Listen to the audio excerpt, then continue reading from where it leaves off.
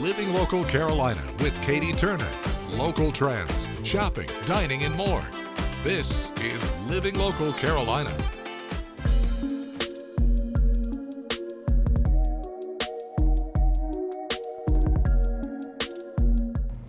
Well, thanks for joining us today on Living Local Carolina. I am at ESA Fitness Club with Terrence. How are you doing this morning? I'm doing well. How are you? I'm doing great, and I have Good. some questions for you. All right, I'm ready to answer. First question, what does ESA stand for? ESA stands for Enhanced Speed and Agility. Okay. Yeah, so most people come to me to get faster, to get more agile, to have more mobility, and more explosiveness. So Love yeah. that.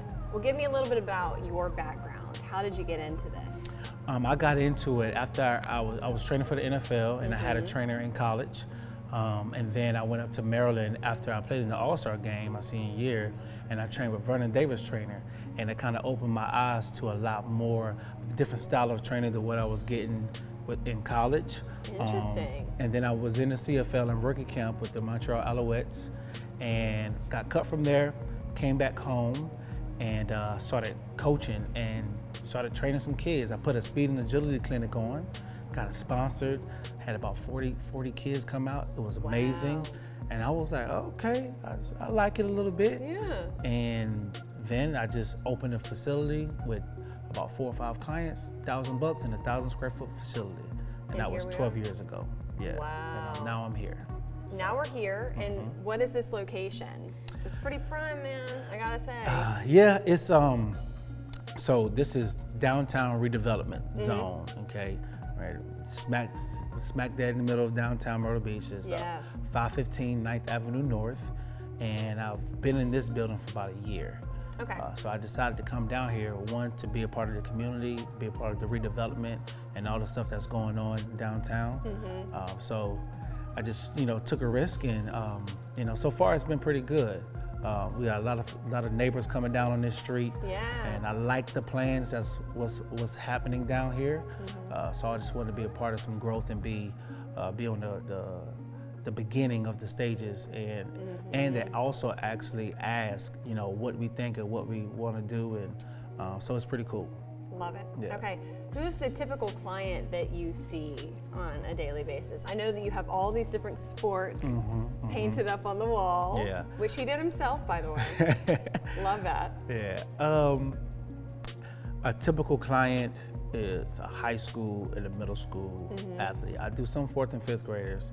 I kind of start around 10 years old. That's kind of like my stopping point. Yeah. I've had some 9-year-olds that were pretty mentally there, that can stay locked in the whole session. And then when the seasons kind of change, I get my college guys and girls coming back in, and then I get some of my professional athletes. They'll drop in. I can't just rely on college and pro athletes because their seasons are longer in that at school. But most of my clientele are high school and middle school athletes, so we're trying to build them up. But the key is catch them in middle school. So by the time they get to high school, by the time they're juniors and seniors, they're 10 times better, and to give them a better chance to either go to college or make their varsity squad. Yeah. So that's the typical. And I also do adult personal training as well. So in the morning times, that's what I spend my time with doing. I think a lot of people wonder where these great athletes come from, and I think a lot of times this is the thing that really makes the biggest difference for kids.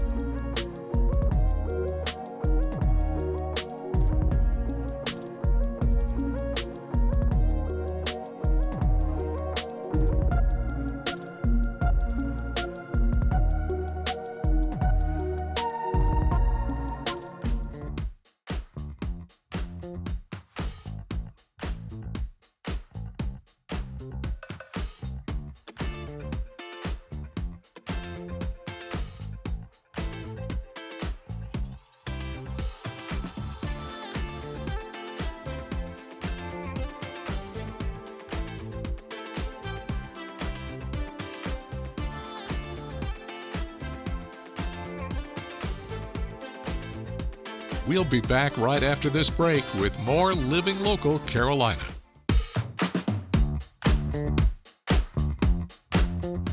Well, this is a bit of a different setting today. I am joined once again by Miss Cookie. How are you doing? I'm doing well. How are you today? I'm doing wonderful. I said it, but where are we standing right now? We are in the home of the infamous Charlie Fitzgerald. Charlie and Sarah Fitzgerald. Mr. Charlie was the owner, creator of Charlie's Place that was established in 1937 in Myrtle Beach. One young lady that I will like to share some information about. Do you know what the state dance is, South Carolina? The Shag, of course. The Shag. I will introduce you to Cynthia Shag Harold, who would teach the white kids the fancy steps. Oh, yeah. They would take it back and add more, change it up a little bit, and so it is known as the Carolina Shag. And I did learn that one of the reasons that it became, so popular is because of segregation. Like Shag couldn't go anywhere and make it known, but the white kids could. So they came and learned from her and took it back to their respective places. So yeah, history has it, or the spoken history has it, that the Shag was born at Charlie's Place. I love it. Somebody was really interested and wanted to see Charlie's Place and learn a little bit more. How can they do that? Yes. So in order to schedule a tour, we have it set on Tuesdays and Fridays. But sometimes people come into town and the hours of operation doesn't fit their schedule. So if they would just call us at Neighborhood Services, 843-918-1062 or 843-918-1056 to schedule a tour. We also host lots of family reunions, and so I love that, and it is so wonderful to see them, when they come, and when we do the history, we'll do the tour as a part of the family reunion, the historical part. So, yeah. This story is sponsored by Tractor Supply Company. This is something that I'm actually really excited to talk about today because I want to get into gardening this spring, and I've been kind of dipping my toes in it, but now I'm joined by Tyler Potts, no pun intended with the last name here, right? From Tractor Supply to talk about gardening. What tips do you have for me today? Good morning. Yeah, thank you for letting us be on the air this morning to talk about a little bit about gardening. So there's really a few things you need to know before you get into gardening. Is definitely what zone are you in. This is really important to make sure you pick the right plants for your zone, and then make sure you know your last average frost date to make sure that you don't plant the plants before the frost date and then harm the plant for any yield down the road. You can go to tractorsupply.com/garden to get more details on that, or you can always refer to your trusted Farmer's Almanac for more details there. Second, you want to make sure you know what kind of area you're looking at. Are you going to do an in-ground, raised bed, and or a container garden to make sure you know exactly what you need, that be fertilizer, soil, and or any tools from your local store. And then last is your sunlight. You want to make sure you have plenty of sunlight because vegetables love sun. So if you're picking your garden space and the plants, you want to make sure that your area has equivalent sun for the product. Very cool. What trends have you been seeing when it comes to gardening lately? So more and more people are becoming more concerned with not only where their food is coming from, but the quality of food as well. So more people are getting into gardening, and it's not just your large in-ground garden that we're all typically used to. It's actually an increase in small space gardening, so you can think about raised bed and or container gardening, as people are looking for that instant gratification for a patio-ready vegetable or herb. Let's go over kind of a checklist of what people might need whenever they want to start a garden.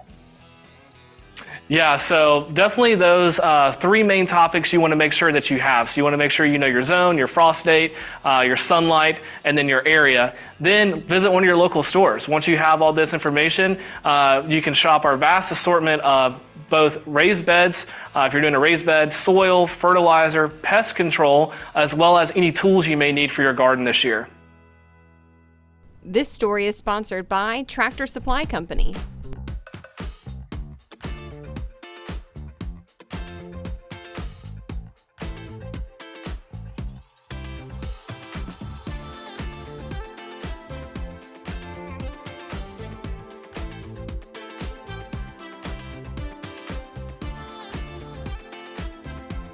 We'll be back right after this break with more Living Local Carolina. Well, welcome back to Living Local Carolina. I'm Katie Turner, and today I'm joined by Quadre Stuckey. Yes. How you doing? I'm happy, I'm excited, glad to be here. This is really exciting, truthfully. Yes. I got a paintbrush and some paint in my hand because you're an artist and you're going to teach me some stuff. Yes, ma'am, definitely. You ready to paint? In a second. First, I want everybody to hear a little bit about who you are and your background. Yes, ma'am. Well, you know, I'm a local Gullah Geechee culture artist from Charleston, South Carolina. Grew up in Mount Pleasant. I would say art is like my God-given talent. I went to college at the Art Institute of Charleston for like graphic design and fine art. And then after graduating college, I was just like, I want to use my gift and share it with the world. So I started painting beautiful Gullah Geechee culture artwork, telling our story and, you know, just putting it out there. Okay, so let's walk through the creative process here. Yes. I have some yellow paint. Yes. And I have kind of an outline of what this beautiful finished product looks like. Yes. Mine's probably not going to look quite like that. It'll Just look a warning. even better. It's going to look even better. All right, trust all me. right. So, you got any tips for me to start the process? All I would say is what I like to do is dip the paint into the water, which we already did, and then add your paint on your brush, which you have yellow, I have green. Once you do that, just start taking your time and just, you know, doing small, light little brush strokes on the canvas, and then just let it flow. Okay, we're doing it. Training wheels are off. Yes. So, I can imagine this is a pretty relaxing career to have. It is, definitely it is. It's a good stress reliever, and it allows you to think and take a lot off your mind and be creative at the same time. So, what would you say is like the highlight of your career thus far? I'll probably say the highlight of my career thus far is being able to go back to the schools that I went to, like elementary, middle schools, and high schools, and talk to the students and let them know that, you know, you could be anything that you want to be. Stick with your goals, stick with your dreams, try hard, work hard at it every day, and persevere through it. And speaking of, what are some goals you have for the future? A couple goals that I have for the future is I would like to open up my own school one day because, you know, I want to give back to my community in that way. I also would like to give back to my community in a bigger way. We're working with my nonprofit that I have so we can make sure that the kids have proper school supplies and stuff like that. And then family-wise, I'd like to get married, you know, the next couple of years. So we'll see how that goes. Well, tell me a little bit more about your nonprofit. So my nonprofit is an art educational nonprofit, and what it is used to keep art inside schools, because a lot of times when funding is low, the first thing that goes off of the curriculum is art. So what we're doing is we go to a lot of the local elementaries and middle schools throughout the Lowcountry, and then we incorporate Gullah-infused artwork in classes where it helps with education of, you know, letting the kids know about their rich Gullah Geechee heritage and culture. Also, it teaches them what we're doing right now, how to paint. So that's one of the biggest things. And, you know, we do motivational speaking because a lot of times with our youth, they just need somebody to take the time out and talk to them and give them that encouragement, like a mentor, that big brother. Why is it important for you to be able to continue sharing your culture through your artwork? Well, it's important for me because I'm telling a story of people that came before me, you know what I'm saying, that laid out that blueprint and that platform. And then at the same time, if I don't tell it, who else will tell it? And then if we don't control like our own history and a narrative, people could just make up anything, you know what I'm saying, and create their own story. That's why, you know, it's important for me to get this story out here, to share our gifts with the world, to let the world know, okay, we were here, this is what we're doing, and we're still thriving to this day. I love that. Thank you. That's a great message. I can tell that you truly are passionate about what you do. Now I'm going to show what we have so far as we reach the end. Yes. Go ahead, I'm almost done with the hat. That looks beautiful. Ah, thank you. Let's see what you got. I only got the top part. I just painted it green going by because it was conversating, but Beautiful. we're getting there though. Beautiful. Okay, if people want to stay connected with your artwork, look at Yes. some pieces, how can they do that? Well, you could go online and check out my website. It's www.quaddesigns.net. Also, you can check out the nonprofit if you'd like to donate or you'd like me to come out to your school. It's www.gullah-geechee-family-foundation.com.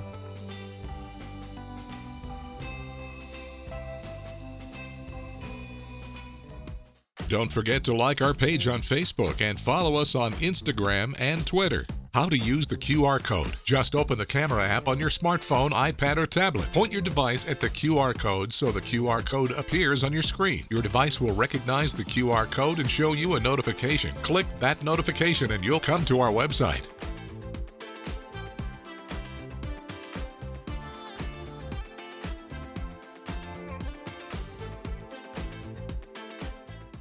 Living Local Carolina, weekday mornings at 9:30 on WBTW News 13.